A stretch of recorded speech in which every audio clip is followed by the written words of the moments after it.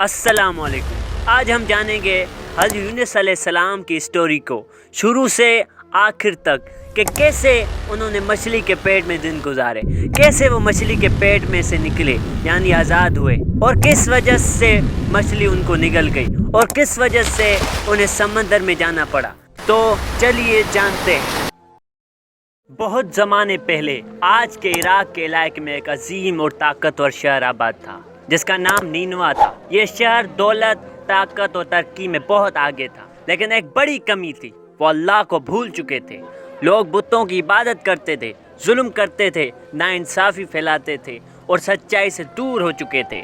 हर तरफ गुनाह था और दिलों में सख्ती। ऐसे वक्त में अल्लाह ताला ने अपने रहमत से एक नबी भेजा, हज़रत यूनुस अलैहिस्सलाम। हज़रत यूनुस अलैहिस्सलाम ने अपने कौम को न तलवार से बुलाया न सख्ती से, बल्कि मोहब्बत, नरमी और सब्र से। वो कहते, ए मेरी कौम, सिर्फ एक अल्लाह की इबादत करो, वही तुम्हारा रब है, वही तुम्हें ज़िंदगी देता है। दिन गुजरते गए, फिर महीने, फिर साल। वो समझाते रहे, मिसाल देते रहे, कभी उम्मीद दिलाते रहे, कभी अजाब से डराते, लेकिन जवाब आता हंसी, मजाक और इनकार। अगर अजाब आना है तो ले आओ, ये जुमला उनके दिल को चीर देता था। लंबे अरसे की मेहनत के बाद जब बहुत कम लोग ईमान लाए तो हज़रत यूनुस के दिल में शदीद गम पैदा हुआ। उन्होंने सोचा अब ये लोग कभी नहीं बदलेंगे, और एक दिन वो शहर छोड़कर चले गए। लेकिन ये अल्लाह के हुक्म के बगैर था, और यही एक लम्हा उनकी ज़िंदगी के सबसे बड़ी आजमाइश बन गया। हज़रत यूनुस अलैहिस्सलाम एक कश्ती में सवार हुए।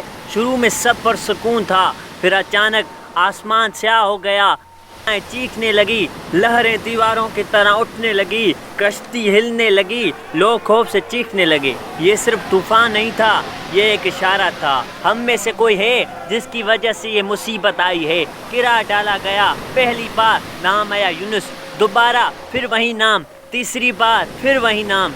अब कोई शक नहीं रहा, ये अल्लाह का फैसला था। हज़रत यूनुस ने बगैर हिचकाहट खुद को समंदर के हवाले कर दिया। पानी में गिरते ही एक अजीम मछली आई और उन्हें निगल गई। लेकिन ये मौत नहीं थी, ये हिफाजत भी थी और आजमाइश भी थी।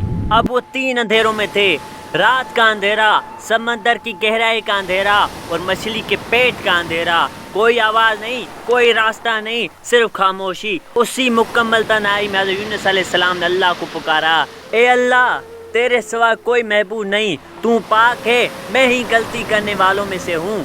ये इतराफ़ था, ये तौबा थी, ये मुकम्मल आजिज़ी थी। और यही वो लम्हा था जब रहमत के दरवाजे खुल गए। अल्लाह ने हुक्म दिया, मछली ने हज़रत यूनुस अलैहिस्सलाम को साहिल पर लाकर छोड़ दिया। वो कमज़ोर थे, नातवा थे, लेकिन जिंदा थे। अल्लाह ने उनके लिए एक बेलदार दरख्त उगाया जो साया देता, सुकून देता और आस्ता आस्ता उन्हें दोबारा ताकत देता। ये सिर्फ जिस्मानी शफा नहीं थी, ये रूह की भी बेहाली थी। नीनवा लोगों ने आसमान पर अजाब के आसार देखे, खौफ ने दिल बदल दिए। उन्हें हज़रत यूनुस अलैहिस्सलाम की बातें याद आई और फिर एक ऐसा मंजर पेश आया जो तारीख में कम ही देखने को मिलता है।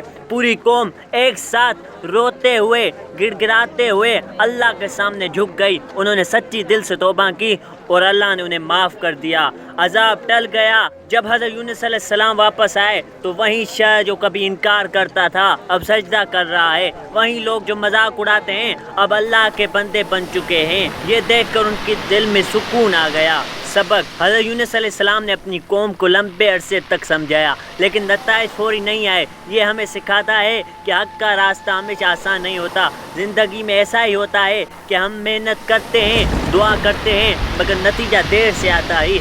यही वो वक्त होता है जहाँ इंसान का असल इम्तिहान होता है। जो शख्स सब्र करता है वहीं आखिरकार कामयाब होता है। सब्र के बगैर दावत मुकम्मल नहीं होती। जल्दबाजी कभी कभी आजमाइश बन जाती है। अल्लाह का हुक्म सबसे ऊपर है। सच्ची तौबा तकदीर बदल सकती है।